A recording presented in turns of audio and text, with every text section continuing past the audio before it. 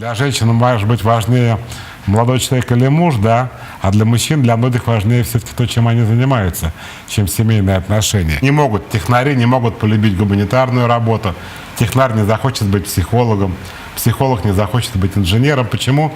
Мозги по-разному функционируют. Начальники, которые в душе не лидеры, а наоборот, такие лузеры, которые вообще даже не на вторых ролях и даже не на третьих, их коллектив может съесть, даже если они начальники. Трудоголизм — это вообще тоже невроз такой, когда человек уходит от так называемой личной жизни в работу. Очень простые правила. Делай то, что хочешь, не делай то, что не хочешь, сразу говори то, что не нравится. Не имеющий прямого отношения к этому вопросу, отвечай только, когда спрашивают, только на вопрос, и выясняя отношения, говори только про себя.